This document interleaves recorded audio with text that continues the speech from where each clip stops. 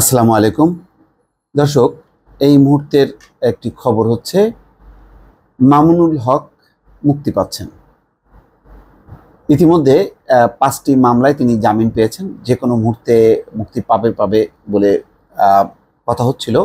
তো যখন এই ভিডিওটি করছি, অর্থাৎ এই মুহূর্তে বাংলাদেশে রাত 9টা 40 মিনিট, তখন খবর পেয়েছি যে মামুনুল হক মুক্তি পাচ্ছেন।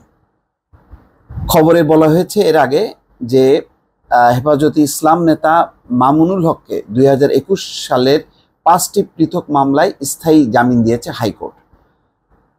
2021 সালের মার্চে ভারতের প্রধানমন্ত্রী নরেন্দ্র মোদীর বাংলাদেশ সফরকালে সহিংসতা ও পুলিশকে দায়িত্ব পালনে বাধা দেওয়ার অভিযোগে ঢাকার পল্টন থানায় ও চট্টগ্রামের হাটহাজারী থানায় মামলাগুলো করা হয়। এরপরে ঘটনা অনেক দূর গড়িয়েছে। শেষ পর্যন্ত মামুনুল হকের মুক্তির দাবিতে হেফাজত নেতাদের দীর্ঘ আন্দোলন সংগ্রাম দেন দরবার, তারপরে হয়তো শেষ পর্যন্ত তিনি মুক্তি পাচ্ছেন।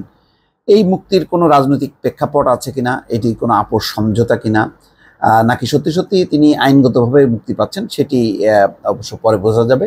তবে এটা ঠিক যে মামুনুল হকের মুক্তির ব্যাপারে সরকারের উপর একটি চাপ ছিল, সেই চাপের প্রেক্ষিতেই হয়তো তিনি মুক্তি পেতে পারেন। আচ্ছা, যেসব মামলা ছিল সেই সব মামলায় জামিন চেয়ে মামুনুল হকের করা পৃথক 5টি আবেদনের পরিপ্রেক্ষিতে গতকালকে বুধবারই বিচারপতি মোস্তফা জামান ইসলাম ও বিচারপতি মোহাম্মদ আমিনুল ইসলামের হাইকোর্ট বেঞ্চ তার জামিন মঞ্জুর করেন। এই 5টি মামলায় জামিন পেলেও কারামুক্ত হতে পারছেন না তার আইনজীবী মোহাম্মদ হেলালুদ্দিন বলছেন ডেইলি স্টারকে। এই 5 মামলা ছাড়াও আরও বেশ কয়েকটি মামলায় গ্রেপ্তার হয়েছেন। হেলালুদ্দিন বলেন, মামলায় 2 বছরের বেশি সময় ধরে কারাগারে থাকায় হাইকোর্ট তাকে জামিন দিয়েছেন, কিন্তু মামলাগুলোর বিচার কার্যক্রম হয়নি। তবে শেষ পর্যন্ত হয়তো বাকি যেই মামলাগুলো আছে হয়তো আজকেই নিষ্পত্তি হয়েছে।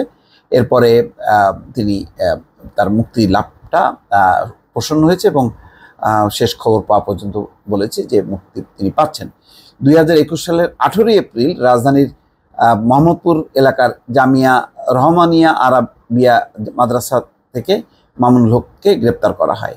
মামুনুল হককে যেহেতু দ্বাদশ জাতীয় সংসদ নির্বাচন একটি গুরুত্বপূর্ণ নির্বাচন সামনে ছিল, তখনও হেফাজত নেতারা চেষ্টা করেছিল এবং কয়েক দফা তারা আন্দোলনেরও ঘোষণা দিয়েছিল। পরে সরকার আশ্বস্ত করেছে যে তাকে মুক্তি দেবে। তো মুক্তির প্রক্রিয়াটি দীর্ঘায়িত করার ব্যাপার, এটা এর মূল একটি কারণ ছিল।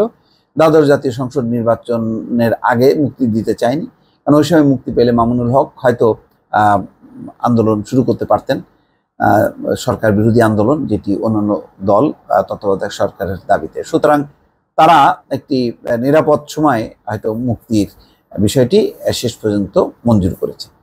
দর্শক ভালো থাকবেন, আল্লাহ হাফেজ।